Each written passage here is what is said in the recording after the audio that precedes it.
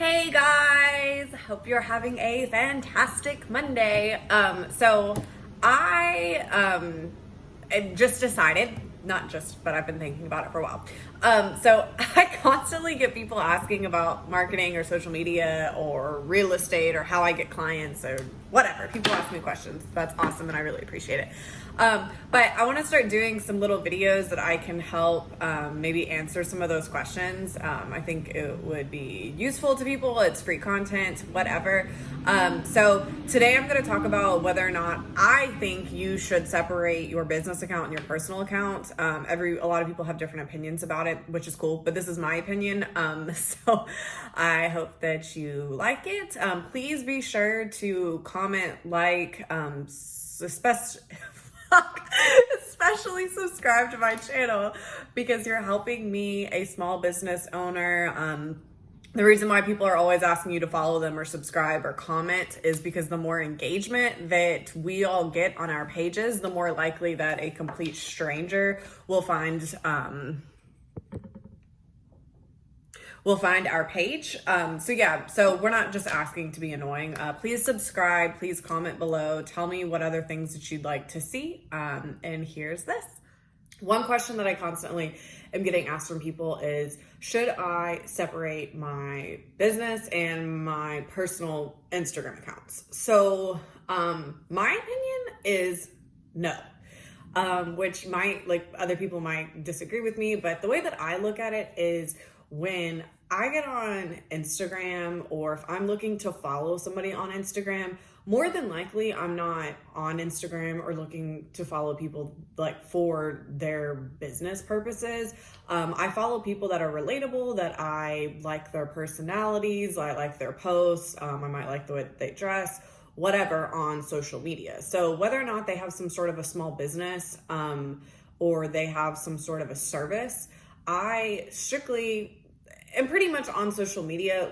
Obviously I'm on it because I do stuff for business, but for the most part, people getting on social media are there for kind of fun, pleasure, whatever. So my biggest thing is that I like to tell people is think about it from your perspective. If you find somebody that you like on social media, if they're constantly posting stuff 3-4 times a week about their business, what's the chances that, say you don't need their business at all, it has nothing to do with your life, what are the chances of you continuing to follow that person if all they do is post about their business?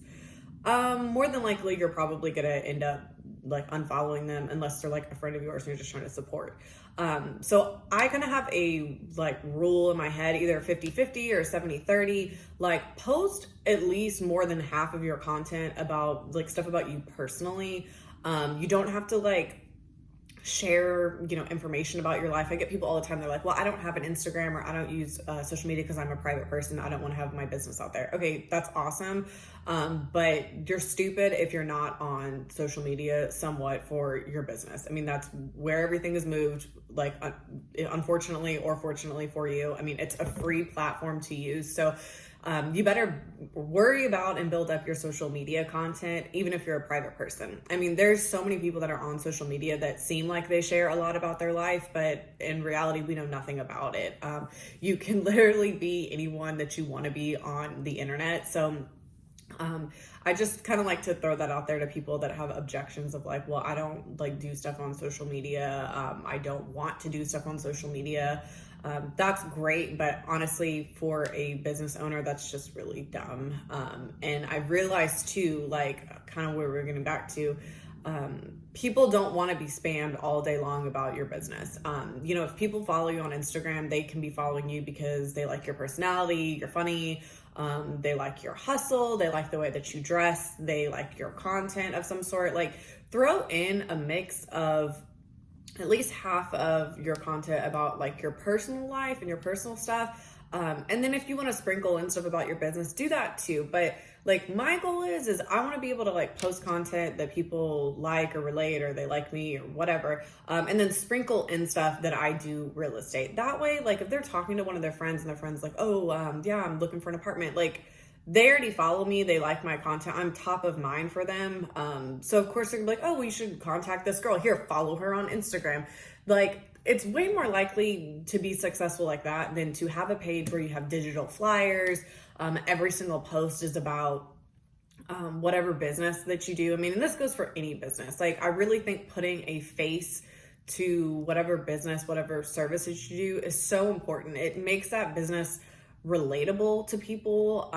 Like, even if, say you have like a wellness company and you don't like want to be like the face of that company, that's fine. Like, you don't, like, if you're the owner and you don't want to put your face, if you don't want to put your face, put the people that work for you on your social media. Like, if they are doing classes or something, like, put their faces, their interactions on your page. Like, you, just because you're a business owner, I mean, you could even be a moving company. Like, obviously nobody really thinks about like, how can a moving company be relatable? But shit, if I had a moving company, I would post like pictures of or videos like of my guys moving people, or testimonials about people, like, hey, how did you like their services?